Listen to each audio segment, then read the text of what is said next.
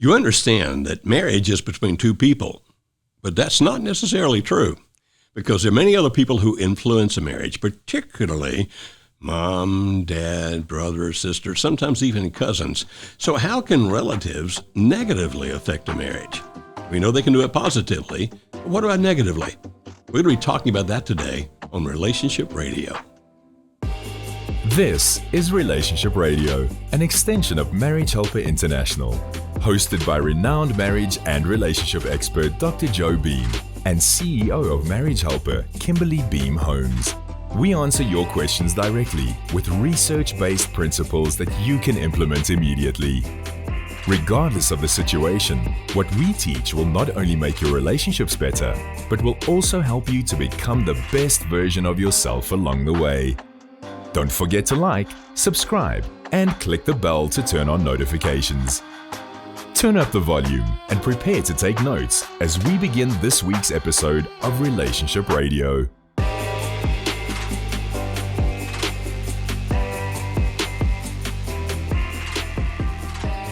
In one of our workshops a few years ago, we were talking about commitment when a young man began to sob. And I asked him, "What did I do? What did I say? I obviously upset you." He said, No. It's just the opposite. You helped me realize that I'm not a fool. What do you mean I helped you realize you're not a fool? Because we've just been talking about commitment and the reasons to be committed to stay in a marriage, even one that's in trouble. He came to realize that his decision to work things out with his wife was a good decision. And the reason that he thought it might be a foolish decision, or at least had been told it was a foolish decision, was by his own family, his parents and his siblings. His wife had cheated on him, and they were very angry, very upset, very hurt, and saying, "You should not try to work this out. You should get rid of her, find a woman that can be trusted." Well, he decided that he would stay, but understand that he did it against the wishes of his family. Interestingly, the day we record this, just this morning, I got a Facebook post from him. It's been 30 years ago, he said, that he first married her, and about 20 years ago when he was in that workshop with us, and letting me know just how happy they are. So Kimberly, think about it. Why would a mom, a dad, brother, sister, somebody that you love, somebody that's related to you, why would they be saying negative things to you about your spouse? Yeah, well, they think they're well-meaning. They think they're doing the right thing, but they're doing it out of a deep love for you because they care about you. They're definitely biased towards you, towards your future, your well-being. And so as a way to try and protect, they may say negative things about your spouse to try and either get you to make a different decision, or even if you're married, to try and get you to do things differently so that so that you can have the life they want you to have. And so sometimes they see your spouse as being a person who's interfering with the life they want you to have. Sure. Because of her or because of him, you've decided to do this, you decided to do that, when all of our lives we expected you to do this right here. And when it comes to marriage difficulty, if your spouse has done anything that causes you pain, it's amazing how often we find then that the relatives of the spouse who has been hurt become vengeful. Right. Because they are, again, it's that protective mindset. This is my son. This is my daughter. You've hurt them. I don't want you to hurt them again. So I'm going to be mama bear or daddy bear and step in to try and stop that from happening. I mean, that's the mindset behind it. Majority of the time, it is a protection mindset. So many people know the story about Alice and me that many, many years ago, it's been a long time now, I divorced Alice, I left her, and for 3 years, I lived a very godless lifestyle. After 3 years, I asked her if she'd be willing to marry me again. And she went to her friends and her family. And her family were all absolutely, totally, positively against it. Don't you dare go back, because he'll just do that again. He'll hurt you again. Now, her family are some of the most loving people on planet Earth. Yeah. Just generous, kind, loving people. Good Christian people who were not so much necessarily anti-Joe as they were pro-Alice. And because Joe had hurt Alice, it's like, no, don't. Now, she decided to marry me anyway. But let's see back in that time, Kimberly, what do you think would have happened if I had said to Alice, she says, okay, my family doesn't want me to do this. What if I'd started blasting her family? saying negative things about them, but they're just they're not educated in this, et cetera, et cetera. They've always hated me anyway. All kinds of things I could say negative about her family, whether they were true or not. Now, you know her because she's your mom. Mm-hmm. That would not have flown over well. What do you think she would have done? Well, I don't know that she would have married you because she is a loyal family person. She loves her family. Mm-hmm. And if you were already divorced. And so if she had felt like you were putting her in the position of choosing between you and them, I don't think she would have not chosen her family. But no one should ever have to be in that position. I agree. To choose between but we know spouse. that it happens. We do know it happens. That sometimes, particularly parents, it can be siblings. Either you, as a matter of fact, sometimes the family will actually give this kind of ultimatum.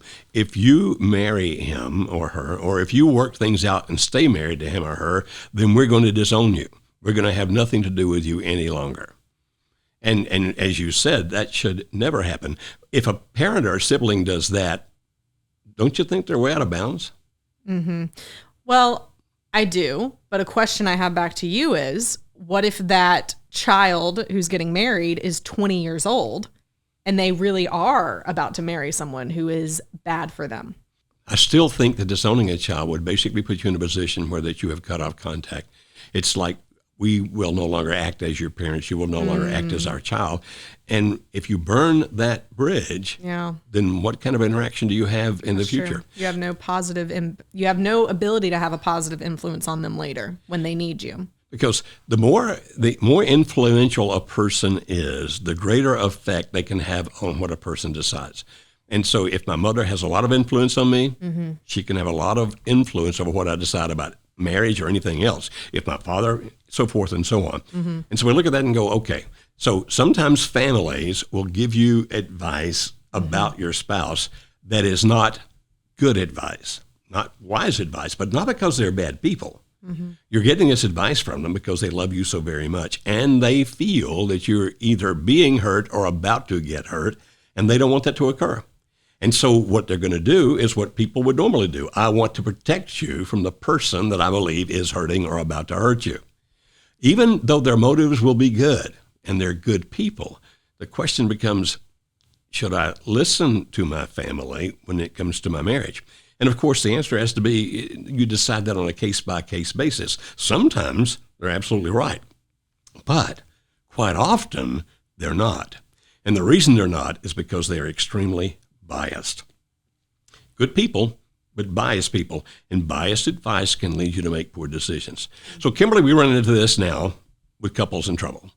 That sometimes, okay, my parents are saying divorce him, don't have anything to do with him. My parents are saying get rid of her, or she wants you back, don't you dare go. And we get questions about that, right? All the time. All the time. So I have a couple of questions about that today. But here's the last thing I would do as a piece of advice to you.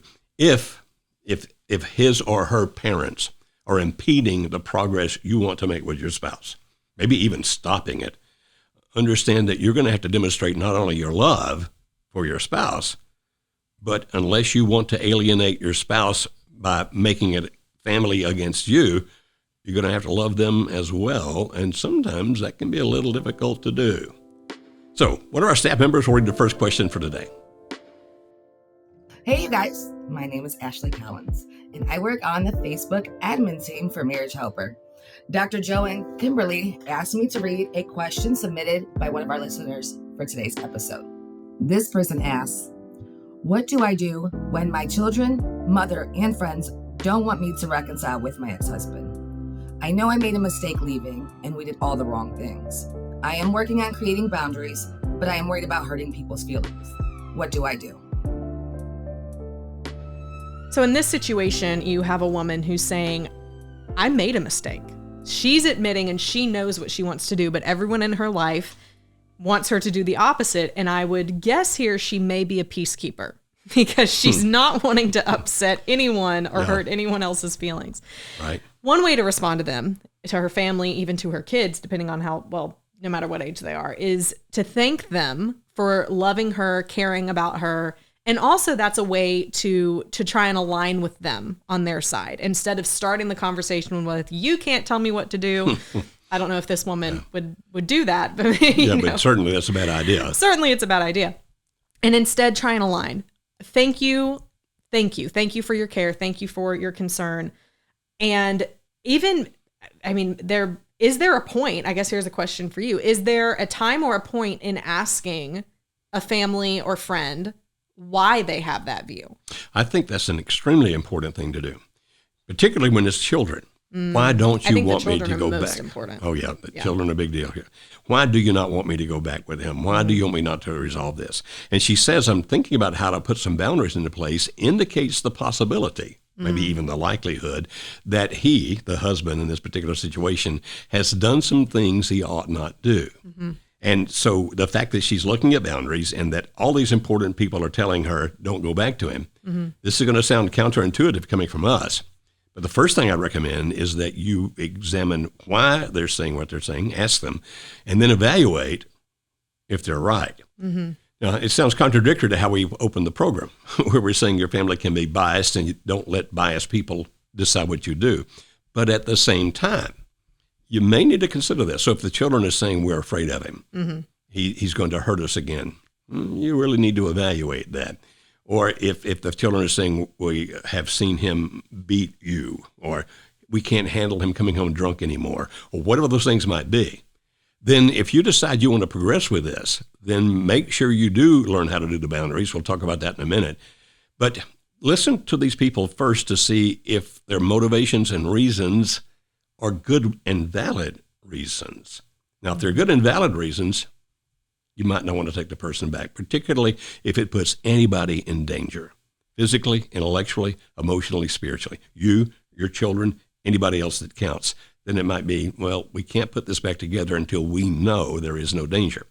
But if you discover that it's basically they're just mad at him because he hurt you and there really isn't any danger, then it might be, okay, I'm going to move forward. But if you do, you've got to assure your family that you and your children are going to be safe physically, intellectually, emotionally, spiritually. So, Kimberly, when we talk about boundaries, we usually use different words, right? Right. Because people can think of boundaries too much in terms of how to control somebody. Right. So the words we use are stops and cores. So we've broken it into two pieces. And it's stops standing for safeguards that offer protection. And that's really what boundaries should be. It's only a way to protect yourself. And then cores being continuing our relationship essentials. So two different things, but we talk way more about that in our boundaries toolkit. And you can find that by going to marriagehelper.com, going to the courses tab and looking there for the boundaries toolkit. But Joe, I mean, you recently at the date of us filming this, completed this boundaries toolkit. I have heard many people on our team who have had a sneak peek at it say it is amazing. Oh, tell us more about what you did there. Because usually they say what I do is terrible. Yeah, I'm sure every person listening is like, he's full of it. That's not true. When we say safeguard that offers protection, that's what we're saying here. If your children are saying we're worried about ourselves or we're worried about you, then that would require a stop, a safeguard that offers protection. You're protecting somebody, and it's being protected from some specific kind of behavior. What I'm saying here is to understand, not so that we have time to explain stops in great detail here, because we don't, but understand that if all these people are saying don't do it, then first, again, I'm being redundant, find out why they're saying it, look at it, and see if there's any true wisdom in what they're telling you. Now, if it's too dangerous, we would not urge you to go back into the marriage. And we are pro-marriage like nobody on the planet. We are very pro-marriage, but we would never encourage somebody to go back into a marriage where they're going to get hurt, because safety is number one. It has to be there for you and your children, and even safety for your spouse. But if you decide you're going to go back, then please get that boundaries toolkit. Is that what it's called? Yep. Boundaries toolkit? Where you can learn how to do a stop. In that particular toolkit, it will actually work you through step by step by step whether you should set one, and if you do, how you do it, the various things you need to consider, and how you implement it, how you tell your spouse about it, how you enforce it. I did 10 videos with that, actually, 5 videos on the stops and 5 videos on the cores. But if you decide then that it's safe to go back because you have set some boundaries, stops or course, then you must enforce those. Now, don't go into the situation where that you thought you were safe and then you allow your spouse to do something that makes it unsafe. You can't allow that to happen. But if you have made up your mind, yes, I can make the boundaries, I can be safe, my children can be safe, this is the right thing to do, then you're going to have to stand strong, stand really strong against your family. Now let's go back to Alice. What Alice did was she let them know, I'm going to marry Joe again, and I want your support. Well, emotionally, they weren't ready to give it because they were worried. I want your support. And she said, Joe and I will be together on major holidays with our children. Now, you have to understand, in Alice's family, major holidays are like big things, like Thanksgiving, Christmas, that kind of stuff. She said, if Joe's not welcome with you, that's okay, I understand. But I'll be with Joe on those holidays. Oh, I'll still come around. I'll still bring the kids, but not on those major holidays because they'll be with Joe. And that was her way of saying, I'm going to do this, and I expect your support. And so if you decide to do it, if you make that decision, you'll have to then support yourself in the sense of letting your family know, I'm going to do this, and these are going to be the parameters around that. I'm saying that in a way that's making it confusing. Help me clarify that. It is not confusing. It's clear. How did she know to say that to them? You mean, did somebody teach her that? Yeah. No, she just did it on her own.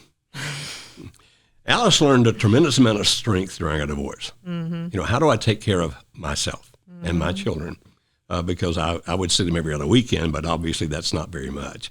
And she became a very strong person, and that was the decision she made. Mm-hmm. And her best friend said to her, if you marry Joe again, I'll never speak to you again. And the best friend did exactly that. She never spoke to Alice again after Alice married me. That's how strong she was. But she had to be sure of her decision to be that strong. Yep. So we have another question, and this one's from a husband, and one of our staff members will read this for us. Hey guys, my name is Jordan, and I'm on the client rep team at Marriage Helper. In my role, I typically help guide you to the very best resources that we have that can improve your marriage. Dr. Beam and Kimberly have asked me to read a couple questions that you all have submitted. This first person asks, my wife and I have had a toxic marriage, but both of us were willing to work on it. I chose to separate from my wife without her knowledge to escape a toxic environment that was hurting our 3-year-old daughter. Her family turned against me, and now she's completely cold. What do I do? First of all, sir, we would recommend that you really stop to think about the impact of that decision you made. You said without her knowledge. Now, we're not quite sure what that means, the way you have written it in this question.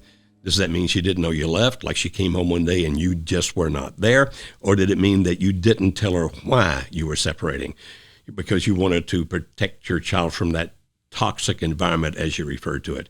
Either way, understand that we read this as she was not involved in the decision. It wasn't something you talked about together. It was something you did on your own. Mm. You must begin to understand the impact of that physically, intellectually, emotionally, spiritually on your wife. And even though your child is 3, on your child as well. So we look at this and go, sometimes people make decisions and do things, and then when consequences occur, they're like, well, I can't believe that happened.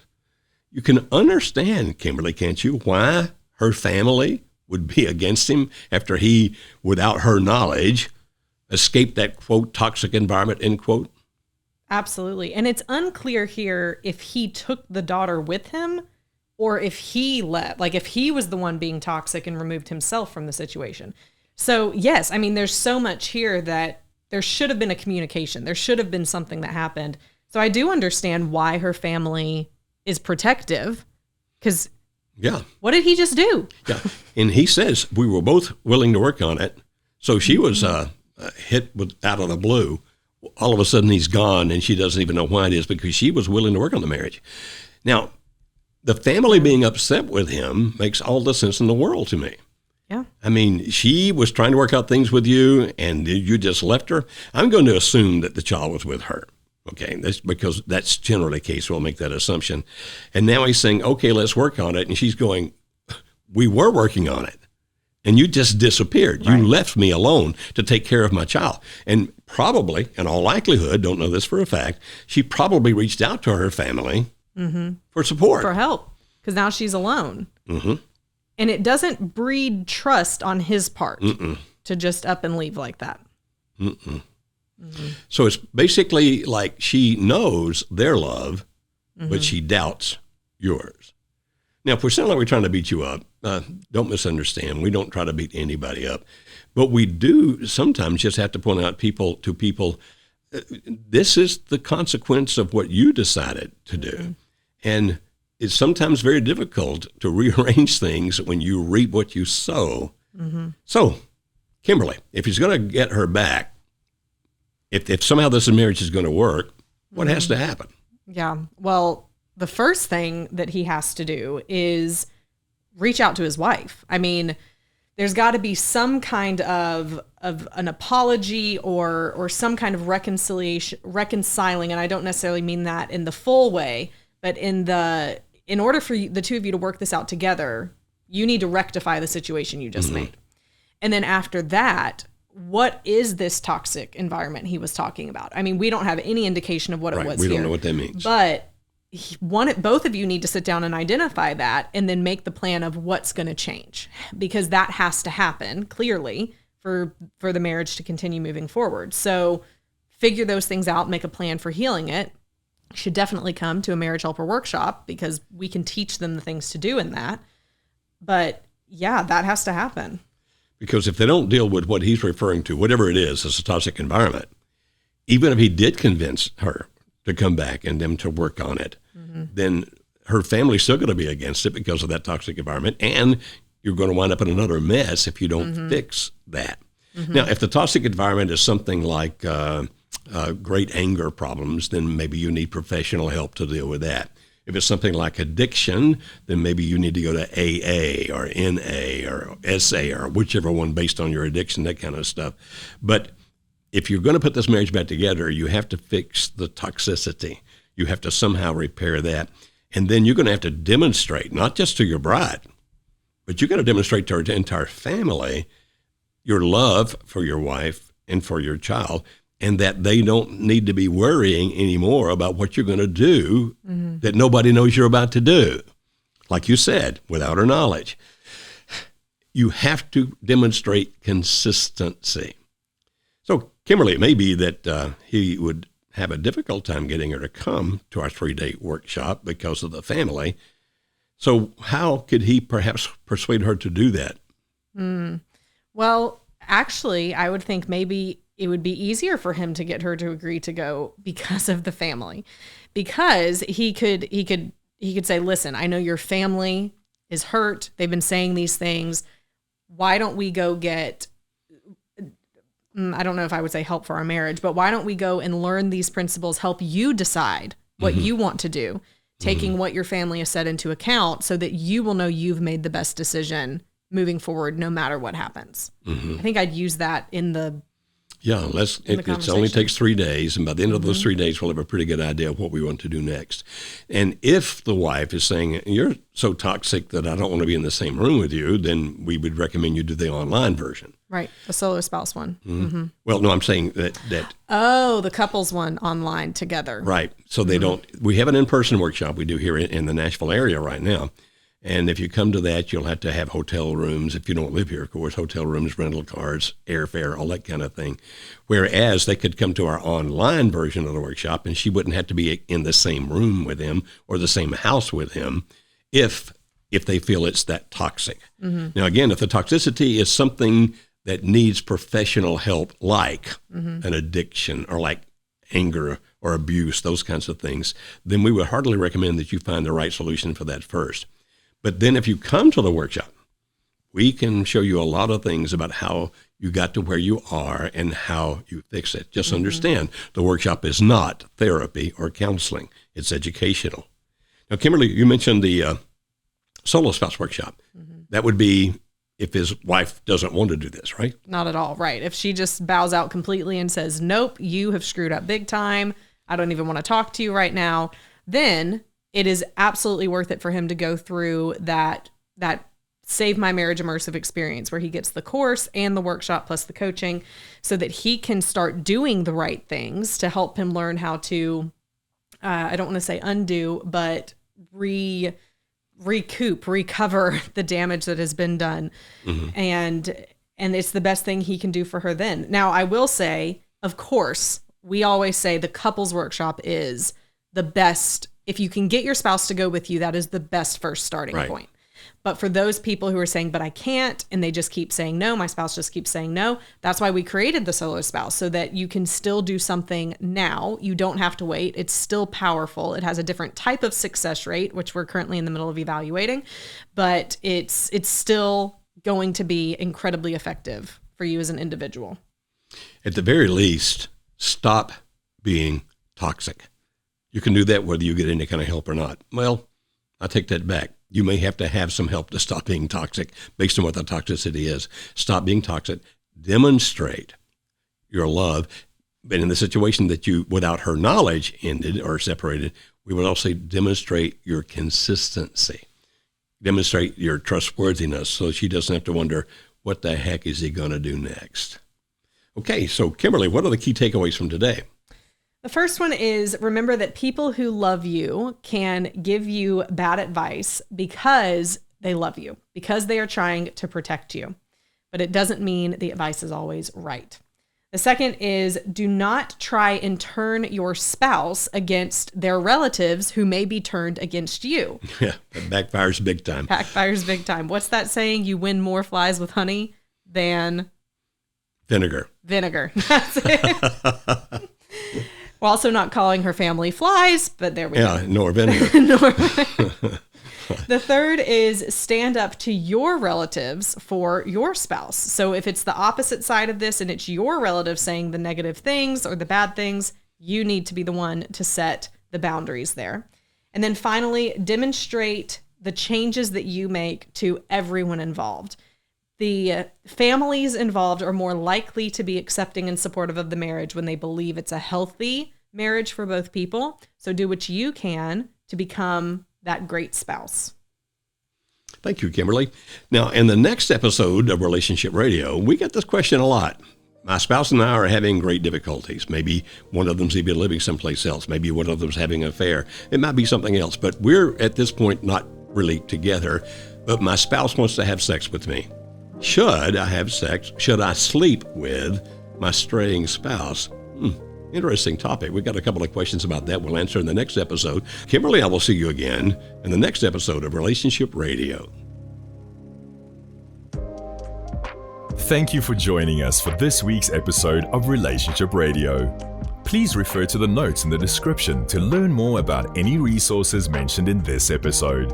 Please visit our website at marriagehelper.com for more information about our online courses, marriage workshops, and coaching. We exist to help save marriages and strengthen families. We look forward to interacting with you on the next episode of Relationship Radio.